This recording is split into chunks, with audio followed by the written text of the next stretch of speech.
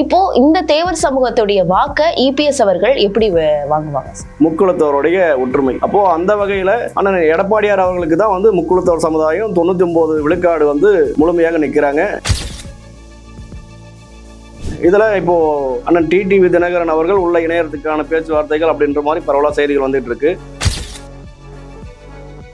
இப்போ விளம்பர மாடல் வச்சுக்கிட்டு இருக்கக்கூடிய அண்ணன் ஸ்டாலின் அவர்கள் சொல்லுவாரு, எங்களுக்கு அதிக வரவேற்பு இருக்கிறது, அதிக மக்கள் ஆதரவு கொடுக்குறாங்க அப்படின்ட்டு தொடர்ச்சியா மக்கள் திமுகவை புறக்கணிச்சிட்டு இருக்காங்க.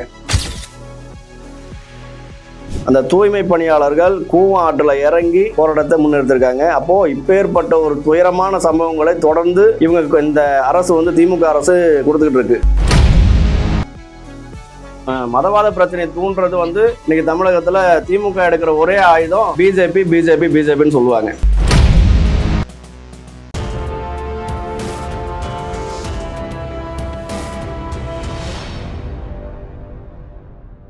யூ தமிழ் நேயர்களுக்கு வணக்கம். நான் உங்கள் பிருந்தா சங்கர். இன்று நம்மோடு சிறப்பு விருந்தினராக இணைந்திருப்பது அகில இந்திய நேதாஜி இளைஞர் முன்னேற்ற படை நிறுவன தலைவர் SRK ராஜேஷ் அவர்கள். வணக்கம் சார். வணக்கம்மா.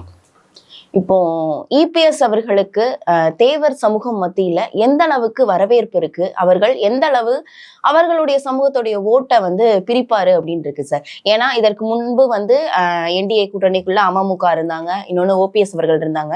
இப்போ ஓபிஎஸ் அவர்கள் இல்லை அப்படின்றத உறுதியா இபிஎஸ் அவர்கள் சொல்லியிருக்காங்க. ஆனாலும் அமமுக, அதாவது டிடிவி தினகரன் அவர்கள் இருக்காங்களா அப்படின்றத இப்ப வர சொல்லல.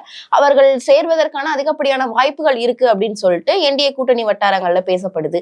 இப்போ இந்த தேவர் சமூகத்துடைய வாக்க இபிஎஸ் அவர்கள் எப்படி வாங்குவாங்க சார்?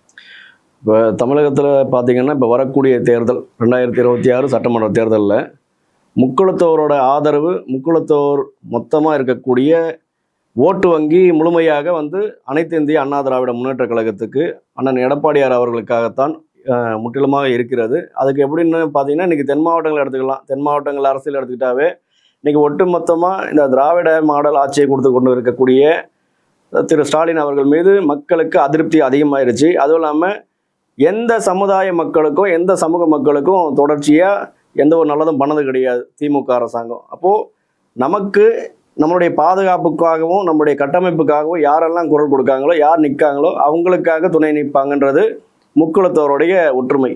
அப்போது அந்த வகையில் அண்ணன் எடப்பாடியார் அவர்களுக்கு தான் முக்குளத்தோர் சமுதாயம் 99 விழுக்காடு முழுமையாக நிற்கிறாங்க. இதில் இப்போது அண்ணன் டிடிவி தினகரன் அவர்கள் உள்ள இணையறதுக்கான பேச்சுவார்த்தைகள் அப்படின்ற மாதிரி பரவலாக செய்திகள் வந்துட்டு இருக்கு. அது வந்தாலுமே இன்னும் ஒரு பெரிய ஒரு பலம் இருக்கும். அதே மாதிரி பார்த்தீங்கன்னா இன்னைக்கு அண்ணன் ஓபிஎஸ் அவர்கள் இருக்காங்களா இல்லையான்றதே இன்ன வரைக்கும் தெரியல.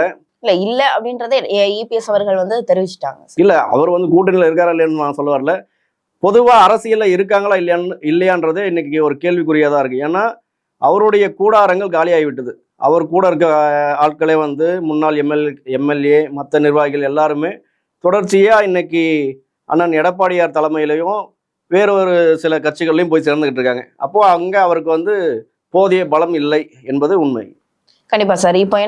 இப்போ பாஜகவை எடுத்துக்கிட்டோம் அப்படின்னா ஒரு சமூகத்திற்கான ஒரு அரசா செயல்படுது அப்படின்னு சொல்றாங்க. ஏன்னா இதற்கு முன்பு தமிழிசை சௌந்தரபாண்டி அவர்கள் இருக்கும்போது இது நாடா சமூகத்தினருக்கான ஒரு, அண்ணாமலை இருக்கும்போது கவுண்டருக்கானது அப்படின்னு ஒவ்வொரு இதா சொல்லிட்டு இருக்காங்க. இப்போ பாத்தீங்கன்னா தென் மாவட்டத்துல இருக்கக்கூடிய நைனா நாகேந்திரன் அவர்கள் இருக்காங்க. தென் மாவட்டங்கள்ல அதிகப்படியான ஓட்டு அவர்கள் மூலியமா இதற்கு முன்பு அதிமுகவிற்கு கிடைச்சது அப்படின்றது நம்ம எல்லாருமே அறிந்த உண்மை.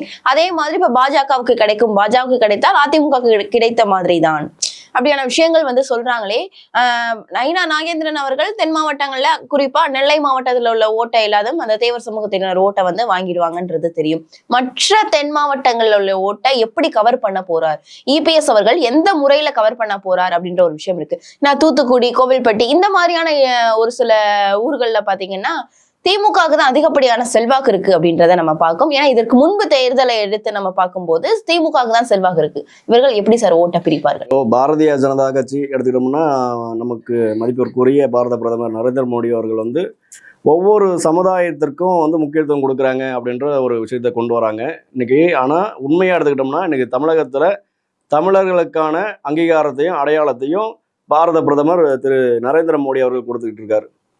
அப்படிதான் கொண்டு வரணும். ஏன்னா இங்க கவுண்டர்களுக்காகவும் வன்னியர் மக்களுக்காகவும் நாடார் மக்களாக இருக்கட்டும், முக்குளத்தோராக இருக்கட்டும், மற்ற பிற சமூகம் எல்லாமே இருக்காங்க. இங்கே வந்து இது தமிழ்நாடு, தமிழர்களுக்கான உரிமை இது. அப்போது தமிழர்கள் அல்லாதவர்களை வந்து மாநிலத்தை அரசாள வைப்பதும் ஆட்சியில் அமர வைப்பதும் என்றைக்குமே வந்து ஒரு சரியான ஒரு தீர்வு கிடையாது. தொடர்ச்சியாக தமிழகத்தில் ஆட்சியில் இருந்து செயல்பட்டு கொண்டு இருக்கிறவர்கள் முதன்மையாக எடுத்துக்கிடுவோம். நம்ம இன்னைக்கு தலைமையில் இருக்கக்கூடிய ஆட்சியாளர்கள் எடுத்துக்கிட்டிங்கன்னா இன்னைக்கு தமிழர்கள் கிடையாது, தமிழர்கள் இல்லாதவர்கள் தான் இன்னைக்கு தமிழகத்தில் ஆட்சியில் இருக்காங்க. அப்போது தமிழகத்தில் மதவாதியான பிரச்சனை, சாதிய பிரச்சனைகள் இதெல்லாம் ஊடுருவதுக்கு காரணம் இங்கே நடக்கக்கூடிய ஆட்சி கட்டமைப்பு சரி கிடையாது. அதுக்கு அதே போல் எடுத்துக்கிட்டிங்கன்னா இப்போ தென் மாவட்ட அரசியல்னு எடுத்துக்கிட்டோம்னா தமிழகத்தினுடைய தேர்தலை வந்து குறி வச்சு மெயினாக ஒரு விஷயம் இருக்குது. தென் தமிழகத்தில் எந்த சமூகம் வாக்குகளித்தால் வெற்றி பெற முடியும் அப்படின்றது ஒரு கணக்கு இருக்குது. அப்போது முக்குளத்தோர் சமுதாயம் யாருக்கு நிலைப்பாடு கொடுக்குறாங்க, வாக்களிக்கிறாங்க, அப்போது அவங்க வந்து அடுத்த கட்டமாக ஆட்சியை பிடிக்கக்கூடிய அனைத்துமே அதில் சாத்தியப்பட்டிருக்கு. அப்போது இந்த வகையில் இப்போது நெல்லை மாவட்டத்தில் வந்து பிஜேபியில் மாநில தலைவராக இருக்கக்கூடிய மதிப்பிற்குரிய அண்ணன் நயினார் நாகேந்திரன் அவர் இருக்காங்க. அது மட்டும் இல்லாமல் தொடர்ச்சியாக ஒவ்வொரு மாவட்டமும் திருச்சி எடுத்துக்கிடுங்க, மதுரை எடுத்துக்கங்க, இந்த சைடு கோயம்புத்தூர், திருப்பூர், ஈரோடு இந்த மாதிரி பகுதி, அப்புறம் புதுக்கோட்டை, கோவில்பட்டி இந்த சைடு நார்த் சைடு இப்படி எடுத்துக்கிட்டாலுமே இன்றைக்கி பெரும்பான்மையாக மக்கள் விரும்பக்கூடிய ஆட்சி அதிமுகவை எதிர்பார்க்குறாங்க. இதுதான் நிலைப்பாடு, உண்மையான நிலைப்பாடு. இப்போது விளம்பர மாடல் வச்சுக்கிட்டு இருக்கக்கூடிய அண்ணன் ஸ்டாலின் அவர்கள் சொல்லுவார், எங்களுக்கு வந்து அதிக வரவேற்பு இருக்கிறது, அதிக மக்கள் ஆதரவு கொடுக்குறாங்க அப்படின்ட்டு. தொடர்ச்சியாக மக்கள் திமுகவை புறக்கணிச்சிட்டு இருக்காங்க. இதுதான் உண்மை. இதை வந்து மக்கள் புரிஞ்சுக்கிட்டாங்க. வரக்கூடிய சட்டமன்ற தேர்தலில் மதிப்பிற்குரிய விளம்பர மாடல் அமைச்சர், விளம்பர மாடல் தலைவர் அண்ணன் ஸ்டாலின் அவர்களும் புரிஞ்சுக்கிடுவாங்க. கண்டிப்பா சார். நீங்க அதாவது சொல்றீங்க அதிகப்படியா வந்து மக்கள் வந்து அதிமுகவை விரும்புறாங்க அப்படின்னு. அதே மக்கள் திமுகவை விரும்பி கையில எடுத்து ஓட்டுகள் செலுத்தி இருக்காங்க. ஏன்னா தொடர்ச்சியா திமுகவும் பல முன்னேற்பாடுகளை வந்து இந்த தேர்தல் நேரங்கள்ல வந்து செஞ்சுட்டு இருக்காங்க. சோ அப்படி செய்யும் போது மக்களுடைய கவனம் யார் பக்கம் திரும்பும் அப்படின்ற ஒரு விஷயம் இருக்கு. ஏன்னா இதற்கு முன்பு வர திமுக வந்து 2 முறை ஆட்சி கட்டில் அமர்ந்ததா சரித்திரம் இல்லை. ஏன்னா மறுபடியும் ஆட்சி கட்ட அவர்கள் அமரணும் அப்படின்றதுக்காக பல்வேறு முன்னேற்பாடுகள்லாம் வந்து செஞ்சுட்டு இருக்காங்க. ஏன்னா இப்ப சென்னையே நம்ம எடுத்துக்கலாமே, சென்னையில திமுக கோட்டைன்னு சொல்லுவாங்க. இப்ப சென்னையில அதிகப்படியான மக்கள் வந்து திமுகவுக்கு தான் வாக்களிக்கிறத பார்க்கும். அதே மாதிரி ஒவ்வொரு குறிப்பிட்ட ஒரு சில ஊர்களை எடுக்கும் போது திமுகவுக்கு அதிகப்படியான வாக்குகள் இருக்கு. அந்த வாக்குகள்ல இருந்து இந்த தேவர் சமூகம் வாக்குகளை எப்படி இவர்கள் பிரிக்க போறாரு அப்படின்ற ஒரு விஷயம் இருக்குல்ல சார், அது எப்படி பிரிக்கல? மேடம், நீங்க கேட்குற கேள்வி கரெக்டு. நான் என்ன சொல்றேன்னா, இன்னைக்கு தமிழகத்துல எல்லா மாவட்டமே சொல்றேன், தொடர்ச்சியா அனைத்து மாவட்டத்திலும் அனைத்து சமுதாய மக்களும் பெரிய ஒரு பாதிப்புக்குள்ளா இருக்காங்க. இங்க வந்து மக்கள் ஆட்சின்னு சும்மா ஒரு விளம்பரத்தை கொடுத்துக்கிட்டு மன்னர் ஆட்சியை தான் நடத்திக்கிட்டு இருக்காங்க. இதுக்கு காரணம் என்னன்னா, எந்த துறையும் திமுகவில் சரிவர செயல்படவில்லை. பொதுவாக எந்த துறையை எடுத்துக்கிட்டாலும் இன்னைக்கு மக்கள் வந்து பெரிதும் பாதிக்கப்பட்டுக்கிட்டு இருக்காங்க. இப்போது உதாரணத்துக்கு எடுத்துக்கிட்டோம்னா, செவிலியர்கள் போராட்டம் நடத்திட்டு இருக்காங்க அவங்களுடைய பணி பணிக்காக. இந்த சைடில் கிட்டத்தட்ட ஒரு 4 மாசமா தூய்மை பணியாளர்கள் போராடிக்கிட்டு இருக்காங்க. அவங்களும் என்னென்னமோ போராட்டத்தை முன்னெடுத்தாங்க.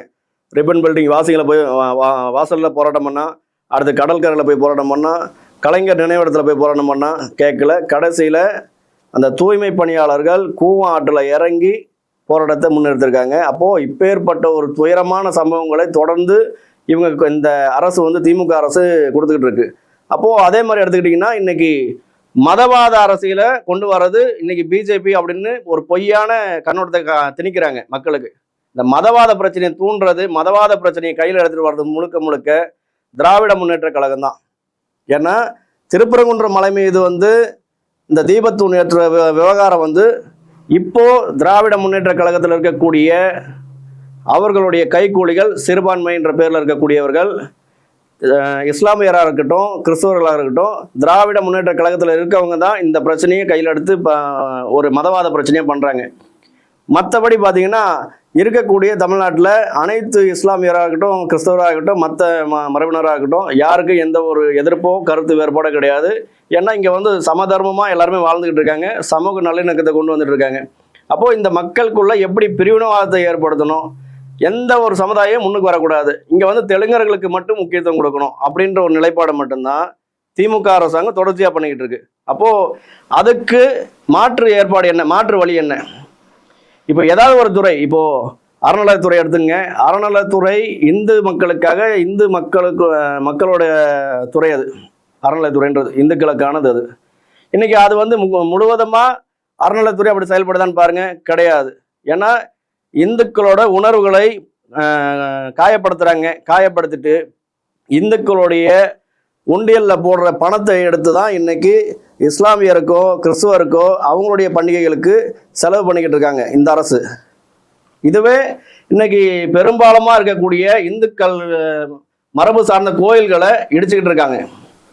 அப்புறம் எப்படி உங்களுக்கு தமிழக மக்கள் வந்து உங்களுக்கு ஆதரவு கொடுப்பாங்க? எந்த மனநிலையில் வருவாங்க? என்னோட வாழ்வியலையும் அழிச்சிடுறீங்க மொத்தமா. இந்த இது வந்து சமூகம் சார்ந்து மட்டும் கிடையாது.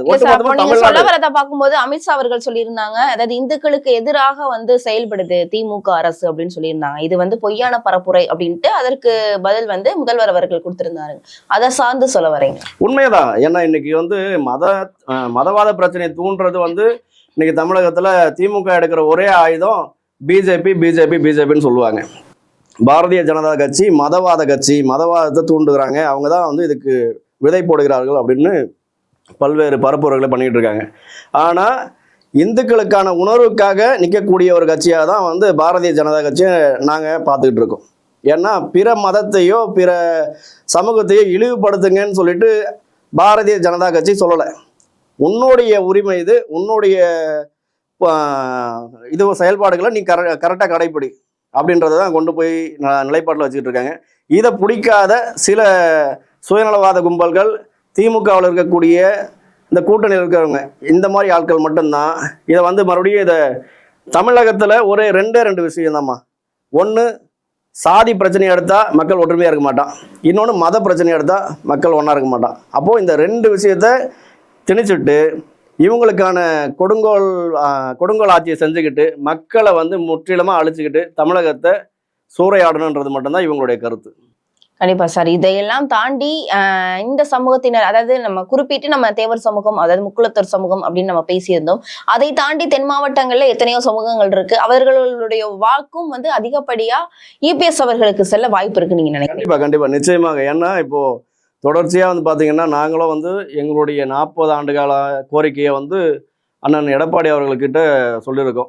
ஏன்னா மதுரை விமான நிலையத்திற்கு வந்து ஐயா பசும்பொன் முத்துராமலிங்க தேவருடைய பெயர் சூட்ட வேண்டும் அப்படின்ட்டு இந்த கோரிக்கை வச்சுருக்கோம். அதே மாதிரி பசும்பொன் முத்துராமலிங்க தேவருக்கு பாரத ரத்னா விருது வழங்க வேண்டும் அப்படின்ற கோரிக்கையை நாங்கள் வச்சுருக்கோம். இந்த கோரிக்கையை தொடர்ச்சியாக வந்து நான் வந்து இதை மத்திய அரசுக்கு கொண்டு போயிட்டு நிச்சயமாக நான் இதை வாங்கி தருவேன் என்று உத்தரவாதத்தை எங்களுக்காக அண்ணன் எடப்பாடி அவர்கள் கொடுத்திருக்காரு. அப்போ மற்ற எங்களுடைய சார் இதே கோரிக்கையை நீங்க ஏன் முதல்வரிடம் வைக்கல? இப்ப இருக்கக்கூடிய முதல்வர், அதாவது மு.க. ஸ்டாலின் அவர்களிடம் வைக்கல? ஏன் முதல்வர்கிட்ட வைக்கலன்னா, முதல்வருக்கு இந்த மக்களுடைய குறைகளை கேட்கறதுக்கான நேரம் கிடையாது.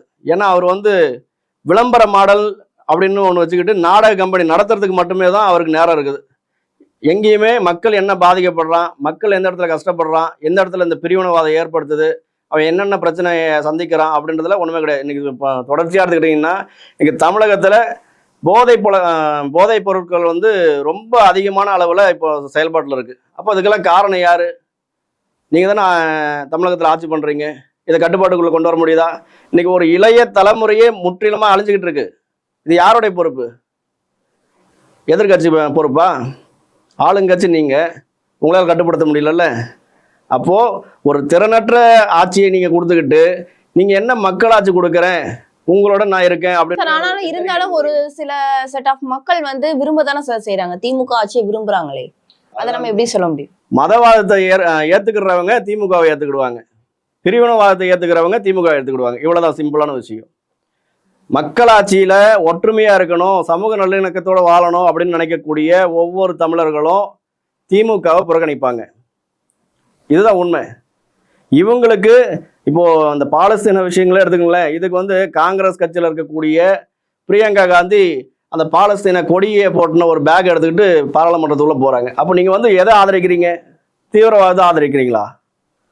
உங்களை நம்பி எப்படி மக்கள் வருவான்? வந்தால் என்ன பண்ணுவீங்க? அப்போ இதுதான் பிரச்சனை. இங்கே அமைதி மார்க்கமாக இருக்கக்கூடிய தமிழகத்தில் மதக்கலவரை ஏற்படுத்தணும், சாதிய பிரச்சனை ஏற்படுத்தணும் அப்படின்றதுல முற்றிலுமாக செயல்பட்டு கொண்டு இருக்கக்கூடிய திராவிட மாடல் ஆட்சி. இதான் உண்மை. இதுக்கு அவரே நம்மளுடைய நாடக கம்பெனி முதல்வர் அண்ணன் மதிப்பிற்குரிய ஸ்டாலின் அவர்கள் இது சாட்சி, இது வேற ஒண்ணுமே கிடையாது. கண்டிப்பா சார். இப்போ அரசியல் ரீதியா இருக்கக்கூடிய பல்வேறு விவரங்களை பத்தி எங்களோட பகிர்ந்தமைக்கு நன்றி சார். நன்றிம்மா.